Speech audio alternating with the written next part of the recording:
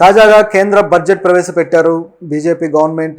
ప్రస్తుతం NDA government సంకీర్ణ ప్రభుత్వం ఏర్పాటు చేశారు కదా. సో ఈ ప్రభుత్వం మొట్టమొదటిసారిగా ఇప్పుడు పార్లమెంట్లో బడ్జెట్ ప్రవేశపెట్టడం జరిగింది. ఆ బడ్జెట్ని నిర్మలా సీతారామన్ మన దేశ ఆర్థిక మంత్రి, సో ఆమె ప్రవేశపెట్టారు. ఆవిడ ఇది ప్రవేశపెట్టడం కూడా ఏడోసారి. సో ఇప్పటికీ 6 సార్లు ప్రవేశపెట్టారు, ఇది 7వసారి. సో ఇది కూడా ఒక రికార్డు. అయితే గతం నుంచి కూడా ఆంధ్రప్రదేశ్కి అలాగే తెలుగు రాష్ట్రాలకు, తెలంగాణ కావచ్చు, కొంత అన్యాయం చేసుకుంటూ వచ్చేవాళ్ళు. ఈ బడ్జెట్ ఎప్పుడు తీసుకొచ్చినా సరే సరైన ప్రణాళిక మన విషయంలో మాత్రం ఉండేది కాదు, 2 తెలుగు రాష్ట్రాల విషయంలో. అలాగే సౌత్ విషయంలోనే కొంత డల్గా ఉండేది. ఎప్పుడు కూడా సరైన ప్యాకేజీలు ఇచ్చేవాళ్ళు కాదు, సరైన ఇండస్ట్రియల్ కారిడార్స్ కానీ లేదా రైల్వే జోన్ ఇట్లాంటివి ఏవి పెద్దగా వచ్చేవి కాదు. ఎక్కువగా గుజరాత్కి ఇలా ఉత్తరాది రాష్ట్రాలకే తరలిపోతుండేది. మరి ఇప్పుడు ఏం చేశారు? ఎందుకంటే ఇప్పుడు సంకీర్ణ ప్రభుత్వం.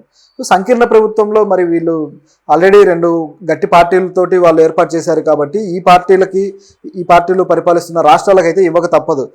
ఏపీ అయితే టీడీపీ పార్టీకి కావచ్చు, అట్లాగే జేడీయూ కావచ్చు బీహార్ నుంచి. సో ఈ 2 పార్టీలు వాళ్ళకు ఎంపీలనిచ్చి వాళ్ళని నిలబెట్టారు కాబట్టి ఇప్పుడు వీళ్ళు ఇచ్చే వాటిలో కొంత కొద్దిలో గుడ్డిలో మెల్ల అంటారు కదా, ఆ విధంగా మన ఏపీకి అయితే ఏవో కొన్ని దక్కాయి. అయితే బీహార్కి మాత్రం వరాల జల్లే కురిసింది. సో బీహార్తో ఏపీని కంపేర్ చేయలేని పరిస్థితి ఇప్పుడు ఏర్పడింది గమనిస్తే. నిజానికి బీహార్తో పోలిస్తే మనమే ఎక్కువ, టీడీపీనే ఎక్కువగా ఎంపీలను ఇవ్వడం జరిగింది. సో అయినా సరే బీహార్కి ఎక్కువ నిధులు వచ్చాయి, టీడీపీకి రాలేదు అంటే ఇది మన చంద్రబాబు గారి పుణ్యమే అనుకోవాలి. సో ఏం నిధులు వచ్చాయి, ఏ అంశాల్లో వీళ్ళు తీసుకొచ్చారు, అలాగే ఏ అంశాల్లో మనం దెబ్బతిన్నాము అనేది ఒకసారి చూస్తే, ఈ బడ్జెట్లో వచ్చేసి మామూలుగా ఇప్పటిదాకా వీళ్ళు ఒక పద్ధతిలో తీసుకొస్తే బడ్జెట్లు గతంలో, ఇప్పుడు మాత్రం వీళ్ళు ఇచ్చిన ప్రాధాన్యత చూస్తే ముఖ్యంగా ఉద్యోగాలు, అట్లాగే మహిళలకి ఉద్యోగాల్లో ప్రాధాన్యత, అదేవిధంగా ఉపాధి అవకాశాలతో పాటు ఈ పరిశ్రమలు, అలాగే సేవారంగం యొక్క అభివృద్ధి, సో దీంతో పాటుగా మరికొన్ని సామాజిక న్యాయం, అట్లాగే తయారీ రంగంలో అభివృద్ధి, ఇట్లా అనేక విషయాలు ఇస్తూ వచ్చారు. పట్టణాభివృద్ధి, ఇంధనాలు, సో ఈ విషయాలు కూడా. సో దీంట్లో ముఖ్యంగా చూసుకుంటే ఉద్యోగాల గురించి ఇవ్వడం అనేది ఇక్కడ ఆసక్తికరమైన విషయం. ఎందుకంటే ఇప్పుడు యువత దేశంలో నిరుద్యోగం అనేది మరీ ఒక జాడ్యంలాగా ప్రబలిపోయింది, ఎంతో విపరీతంగా ఉందన్నమాట మన దేశంలో. ఇలాంటి పొజిషన్లో నిరుద్యోగులకి ఏదైనా చూపించాల్సిన బాధ్యత గవర్నమెంట్కి ఏర్పడింది.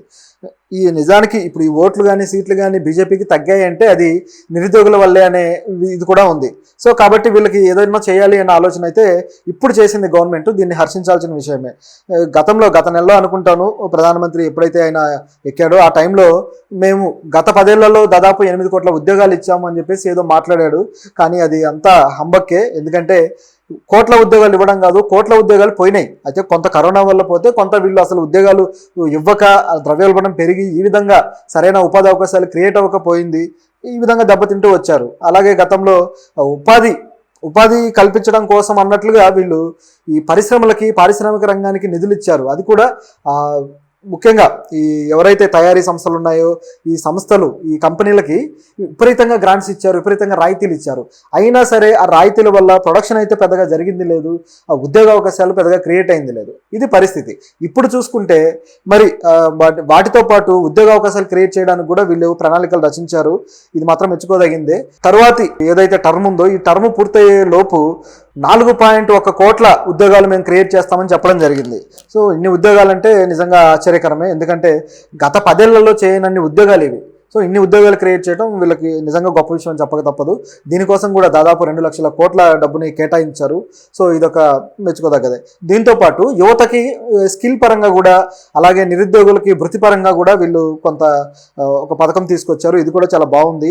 ముఖ్యంగా దేశంలో ఉన్న 500 టాప్ ఐటీ కంపెనీలు కావచ్చు, మిగతా కంపెనీలు కావచ్చు, వీటిల్లో ఇంటర్న్షిప్లు చేయడం కోసం దానికి వీళ్ళు అవకాశం కల్పించారు. సో ఇది ఒక పథకం కింద తీసుకొచ్చారనమాట.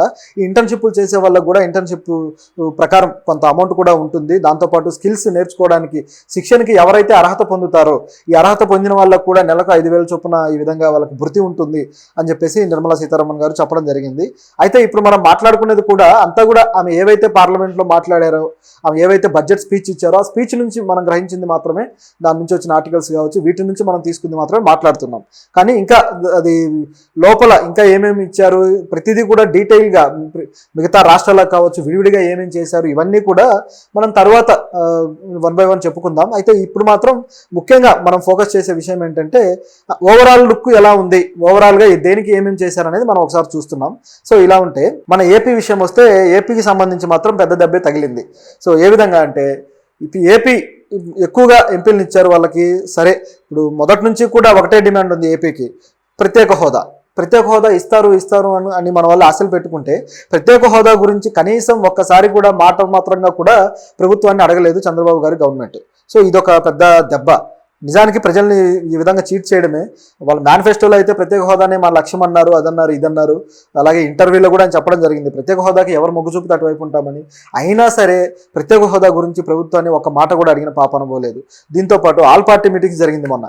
సో ఆల్ పార్టీ మీటింగ్స్లో కూడా బీహార్ మాకు ప్రత్యేక హోదా కావాలని నినాదం చేసింది, కానీ ఈ టీడీపీ నుంచి మాత్రం ఎవరు అడిగింది లేదు. సో ఈ విధంగా కాంగ్రెస్ నుంచి కూడా ఈ వాదన వచ్చింది, టీడీపీ నుంచి ఎవరు అడగలేదు ఆల్ పార్టీ మీటింగ్స్లో, ఇదేంటి అని చెప్పేసి.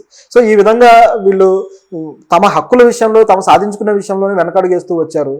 సో ఇది ఒక దెబ్బ. అయితే ప్యాకేజీ కూడా పర్టికులర్గా మాకు ఇంత ప్యాకేజీ కావాలని కూడా నోరు తెరిచి అడిగిన పాప అనుకోలేదు. గతంలో సరే ప్యాకేజీ ఇస్తాము, మేము ఇది ఇవ్వము, ప్రత్యేక హోదా ఇవ్వము అని ప్రభుత్వం అంటే దానికి ఒప్పుకున్నారు.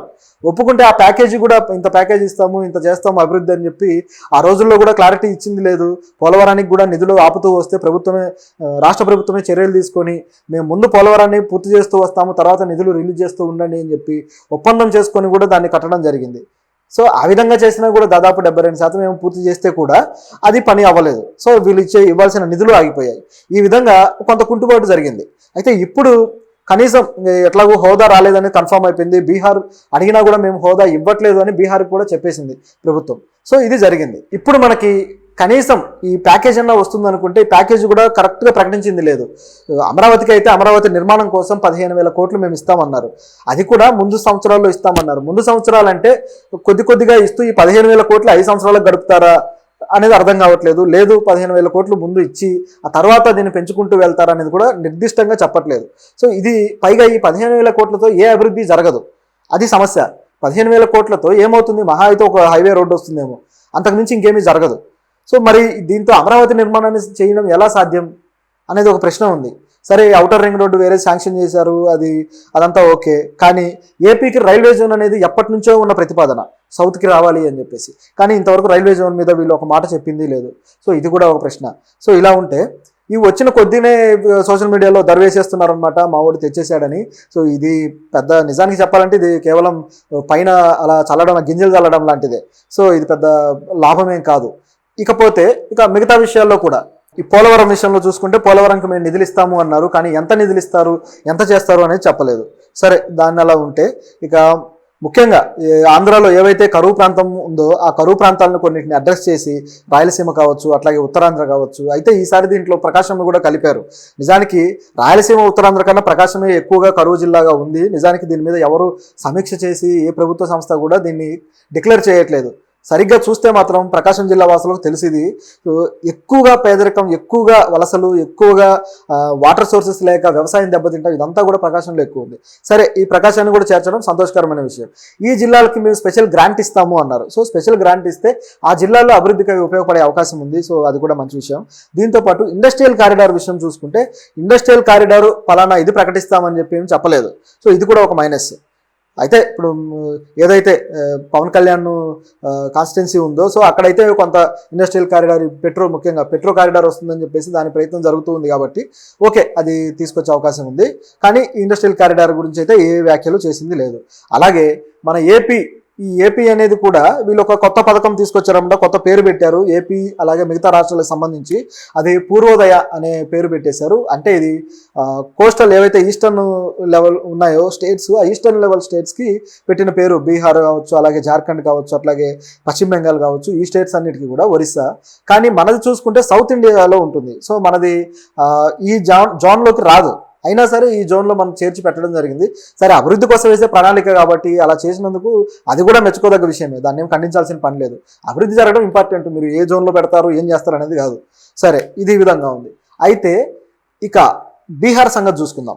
ఏపీకి బీహార్కి ఉన్న తేడా ఎంత ఉందంటే చాలా తేడా ఉంది. బీహార్ని ఎక్కడో ఇక్కడ తీసుకెళ్ళి పెట్టారు, ఏపీని మాత్రం తీసుకొచ్చి ఇక్కడ పెట్టారనమాట. ఇంత వేరియేషన్ ఉంది రెండు రాష్ట్రాలకు సంబంధించి నిధులు కేటాయించిన విషయంలో.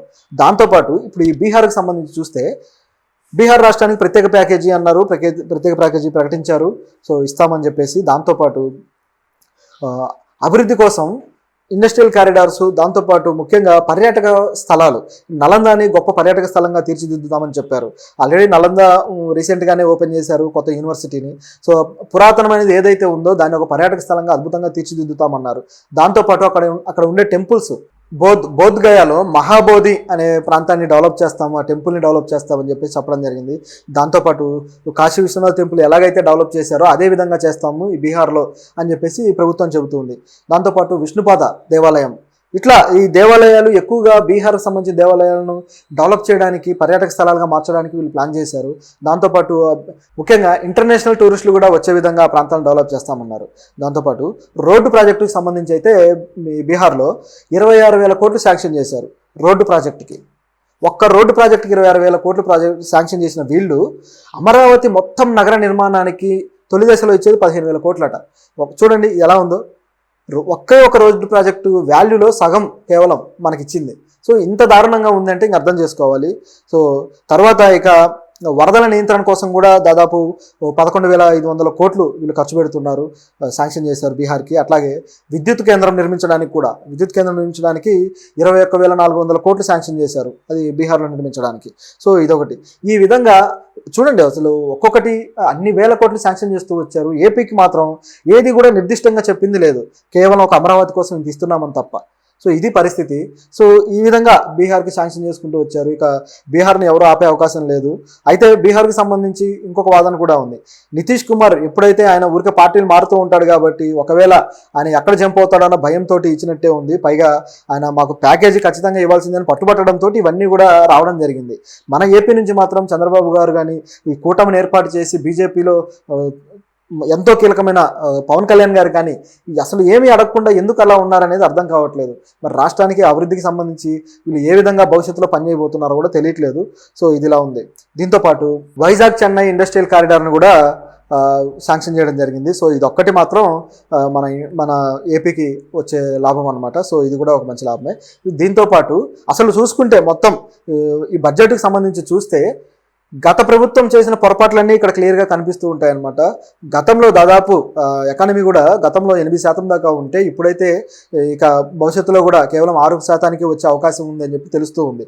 అయితే ఇది రాకుండా చూడాలంటే మాత్రం త్వరగా కూడా ఈ ఉద్యోగ అవకాశాలు క్రియేట్ చేయడము, అట్లాగే ఈ పరిశ్రమలను ఏర్పాటు చేయడము, వీటి సమన్వయంతో ఎకానమీని పెంచాల్సిన పరిస్థితి అయితే ఉంది. సో ఇది ప్రస్తుతం బడ్జెట్లో ఉన్న విషయాలు. సో దీంతోపాటు ఇక మరికొన్ని విషయాలు బయటికి రావాల్సినవి ఉన్నాయి, అవన్నీ కూడా చర్చిద్దాం. అయితే ఇక్కడ తెలంగాణ విషయం చూసుకుందాం. తెలంగాణకి సంబంధించి అయితే కనీసం ఒక్కదాన్ని కూడా ప్రస్తావించలేదు బడ్జెట్ ప్రసంగంలో నిర్మలా సీతారామన్ గారు. అసలు పూర్తిగా తెలంగాణను పక్కన పెట్టినట్టే కనిపిస్తుంది. అయితే తెలంగాణలో కాంగ్రెస్ గవర్నమెంట్ ఉంది కాబట్టి వీళ్ళకి ఏది శాంక్షన్ చేయకూడదన్న ఆలోచన ఉండుండొచ్చు. గతంలో కూడా బీఆర్ఎస్ గవర్నమెంట్ ఉంది. సో అప్పుడు కూడా ఏ విధంగానే చేశారు. సో మరి ఇంతకుముందు రావాల్సినవి ఏవైతే ఉన్నాయో ఆ ప్రాజెక్టులన్నీ తీసుకెళ్లి గుజరాత్లో పెట్టుకున్నారు. సో ఆ విధంగా నష్టపరిచారు. సో ఇప్పుడు కూడా అదే విధంగా తెలంగాణకి ఏమీ తీసుకురాలేదు.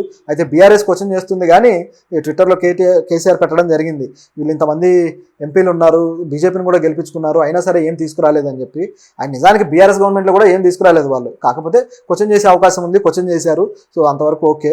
సో ఇదిలా ఉంది. ఏపీలో కూడా గవర్నమెంట్కి సంబంధించి, సెంట్రల్ గవర్నమెంట్కి సంబంధించి ఏవైతే ప్రాజెక్టులు సెంట్రల్ గవర్నమెంట్ మాత్రమే బాధ్యత తీసుకొని డెవలప్ చేయాల్సినవి ఉన్నాయో వాటి విషయంలో కూడా పర్టికులర్గా ఒక నిర్ణయం అయితే చెప్పలేదు, మేము డెవలప్ చేస్తున్నాము అని చెప్పేసి. సో ఎందుకంటే వాటికి నిధులు ఇవ్వాల్సి ఉంది కాబట్టి కాస్త డిలే చేస్తూ వస్తున్నారు. సో మరి పోలవరం విషయంలో కూడా అది పూర్తిగా వాళ్ళ బాధ్యతే. ఇప్పుడు కొత్తగా ఇచ్చిన నిధులేం కాదు ఇవి. పోలవరం అసలు చేయాల్సిందే సెంట్రల్ గవర్నమెంట్ కాబట్టి అది ప్రకటించడం అనేది మామూలే. ప్రకటించకపోయినా అది చేసే బాధ్యత వాళ్ళదే. సరే ఇక్కడ చెప్పి ఏదో ఏపీకి మేలు చేసినట్టుగా వీళ్ళు కనిపించారనమాట, అంతే ఇది ఇక్కడ జరిగింది.